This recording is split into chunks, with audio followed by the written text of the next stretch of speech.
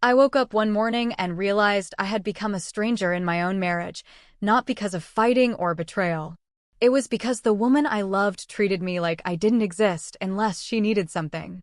My name is Daniel, and I used to believe love could survive anything. What if the person you love stops loving you back, one touch at a time? I married my wife, Emma, with the hope that we'd build a life full of trust, affection, and closeness. For the first year, it felt like we were living that dream. We kissed whenever we passed each other in the kitchen. We held hands on the couch. We made love often, not just out of desire, but connection. Then something shifted. It didn't happen overnight. It was slow. One night, she said she was tired. Then a week later, she claimed she had a headache. Excuses piled up. First, I didn't think much about it. People get tired. Stress happens. Life isn't a constant honeymoon. I tried being patient, supportive, understanding, but intimacy didn't just slow down, stopped entirely. I'd reach for her in bed and she'd roll to the far edge, mumbling something about needing space. I'd try to hug her from behind in the morning and she'd shrug me off, telling me she wasn't in the mood for affection, not just sex, no touch at all. It stung more than she ever realized. I asked her what was going on. She sighed and told me I was being dramatic. Marriage isn't all about sex, she'd say, annoyed that I even brought it up. But it wasn't just that. She stopped kissing me goodbye. She stopped looking at me like I was her husband. I felt like a roommate paying bills and doing chores while she lived her own separate life. I tried planning dates. She'd cancel last minute. I suggested counseling. She told me we didn't need therapy and that I should stop pressuring her. Pressure. That word became her shield. After months of feeling rejected, I started to wonder if it was me. Maybe I wasn't attractive anymore. Maybe I had done something wrong. I worked harder, helped more around the house, took her out to fancy dinners. I'd compliment her often, trying to rebuild something that kept slipping away. She barely responded. Then one night, I walked into the living room and saw her smiling at her phone. She didn't hear me at first. She was leaning forward, giggling, her cheeks flushed in a way I hadn't seen in a long time. I asked, "Who are you chatting with?" She immediately locked the screen and snapped back. "None of your business." I stood there frozen. The woman who once told me everything suddenly acted like a stranger who owed me no explanation. My mind spiraled. Was there someone else? Was she giving emotional closeness to another man?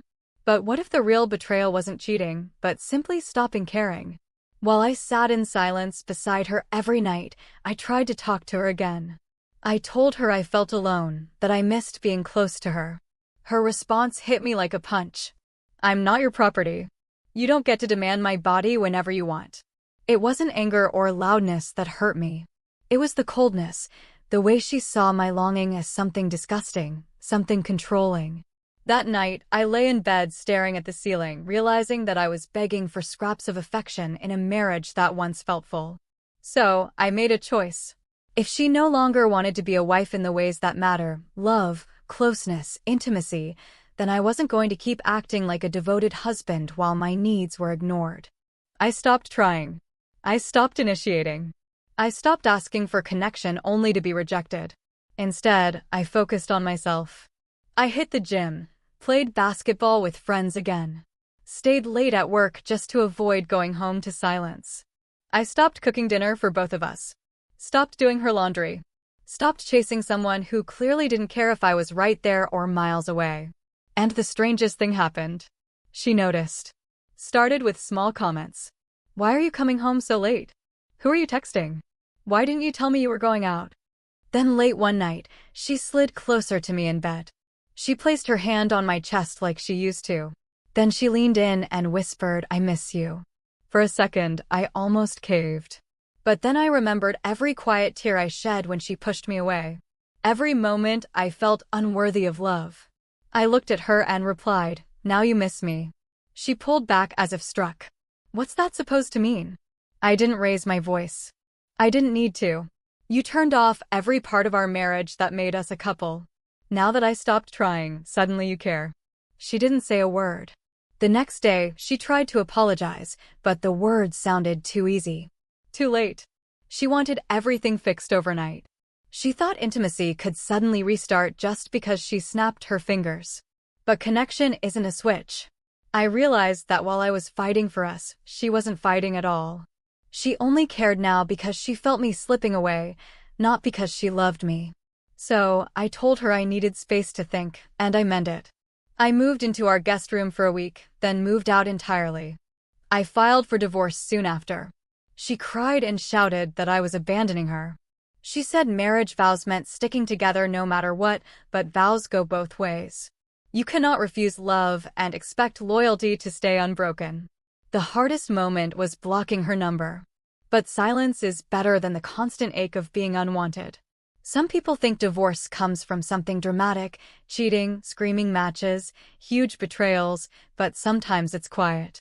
It's nights of being turned away. It's the slow death of intimacy. It's feeling invisible in your own home. I learned something painful but important. If someone denies you love again and again, eventually your heart stops asking for it. She denied me intimacy as a wife. So, I stopped acting like her husband. And when I finally walked away, I didn't do it out of anger. I did it to save what was left of myself. And that's a decision I'll never regret.